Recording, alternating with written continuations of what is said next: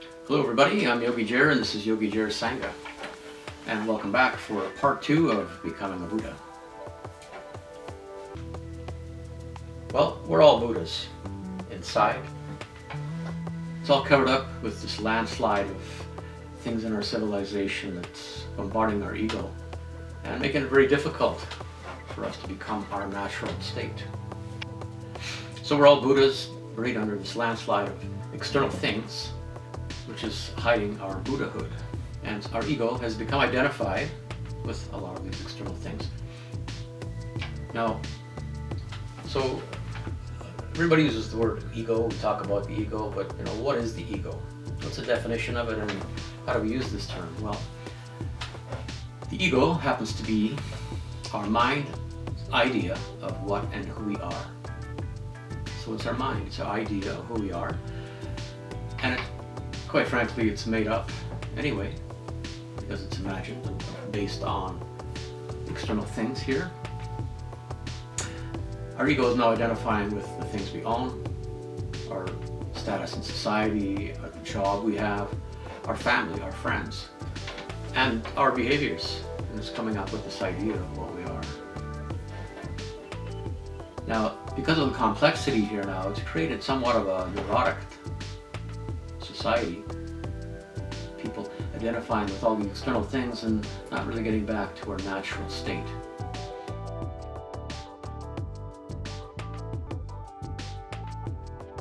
A fellow called Richard P. Bentall of Liverpool University, who proposed that happiness should be classified as a psychiatric disorder.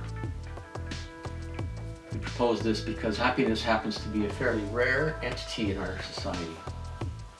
So because it's rare, it's not necessarily considered normal. And not being normal, he suggested it be classified as a psychiatric disorder. So this was done, he wrote this paper in 1992 in the Journal of Medical Ethics. So you can look that up.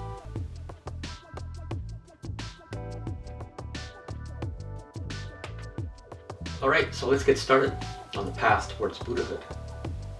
And the path towards Buddhahood requires the 5 powers of Buddha. Now there are 5 powers which have to be gone through sequentially. So we'll have to start with the first power, which is control of the mind, and that's what we're going to talk about today. Control of the mind is truly the basis of Buddhahood. And this first power of Buddha requires 3 of the elements of the Eightfold Path. It requires right concentration, right thought, and it must be approached with a certain care and determination, which brings into the fold right effort.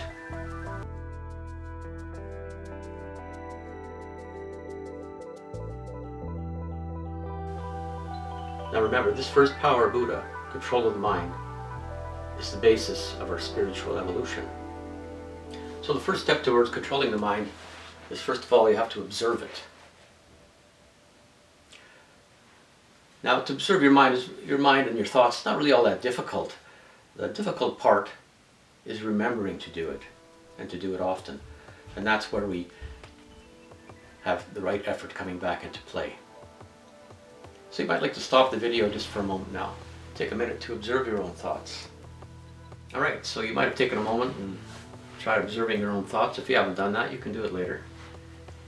But if you do, and if you did, you'll notice that whether you're controlling your thoughts or not, there's going to be thoughts coming.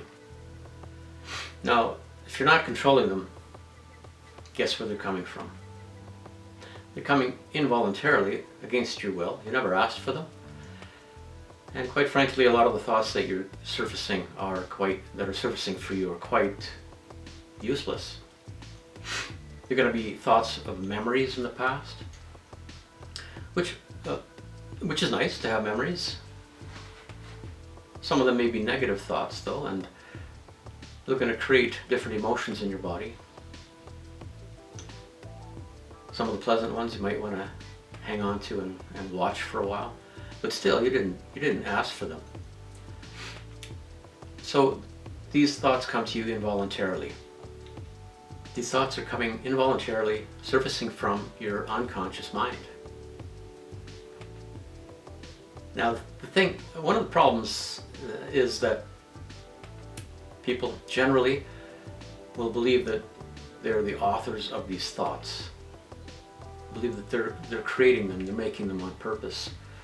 And so you can be led astray and start to believe and identify with those thoughts as our identity. But it's just your mind. And it's things from the past. Now, oftentimes you may even project your thoughts into the future. Now, the past and the future are not real, they don't exist. So thoughts from the past that maybe create grief, other possibly negative emotions, you don't really want. And anxiety is another thing that's created. Now, the definition of anxiety is a fear of the future. So when you project your thoughts into the future, it can create some fear, some excitement possibly, depending on what you're visioning, but it's still, the future is something that doesn't exist. And if it's a problem for you, if it's creating anxiety, you can't deal with it because it's something that doesn't exist. And you know what? You don't really have to deal with it. That's the wonderful thing, hey? So let me ask you this question now. Do you know what an emotion is? Well, okay, I'll just answer it. An emotion is your body's response to what's going on in your mind. And if you're not controlling your mind, you're at the mercy of whatever's going on there and whatever physiological response that's going to happen to you.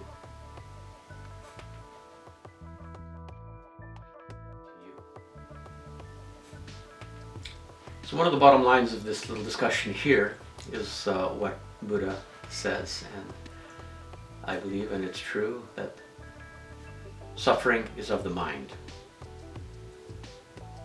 That's where it's coming from. You know, even if you have a real problem, say a physical problem, you know, let's say you had a horrible thing occur to you, maybe you lost an arm. That's not a good thing, it's no fun. But it heals and you carry on. Now, it's up to you whether you suffer about it or not. You know, pain is inevitable. Suffering is always optional for it. Well, to work at gaining control of your mind, you can practice right concentration.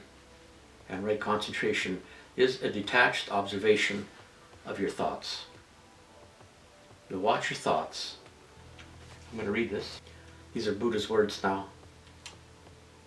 Observe your thoughts with detachment as you observe with detachment the distant flight of birds in the peace of the evening. Buddha.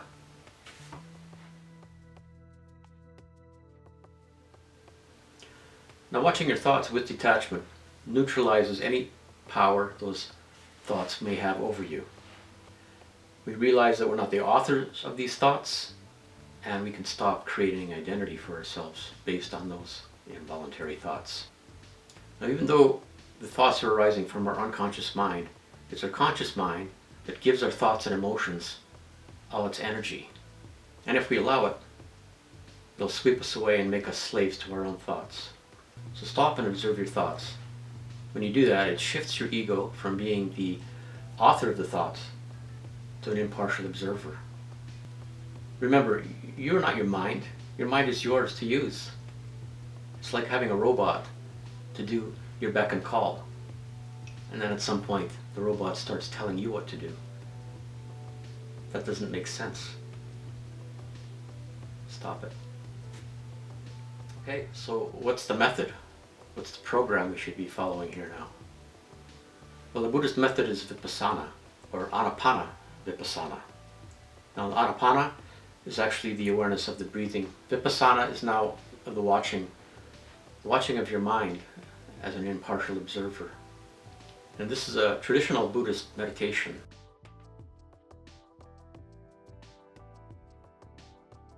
Through focus on our breathing, our body and our mind can become calm.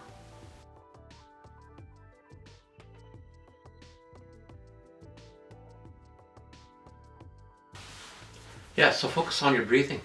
Your body and your mind will be calmed, and you can observe your thoughts with detachment.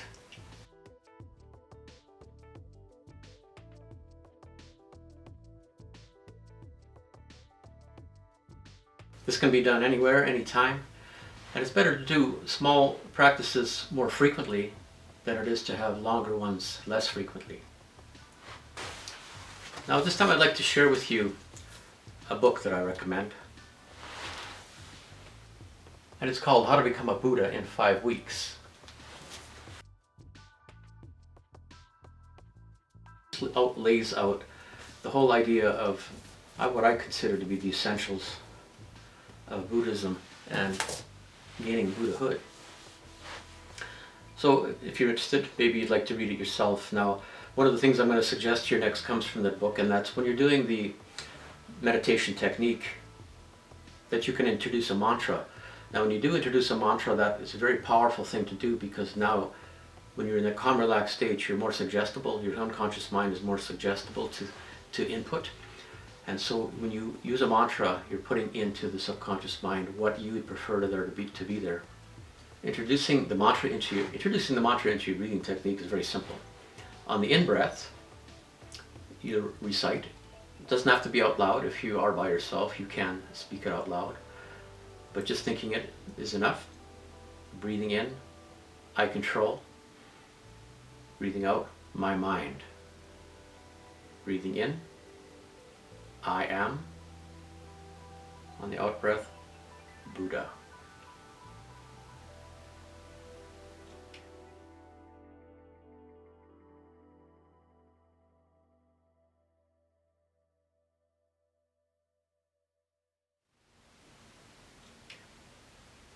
So for this next week, practice those techniques. It's really important to observe your mind and get out of your mind. You're not your mind. Your mind is yours. Use it. Don't let it use you.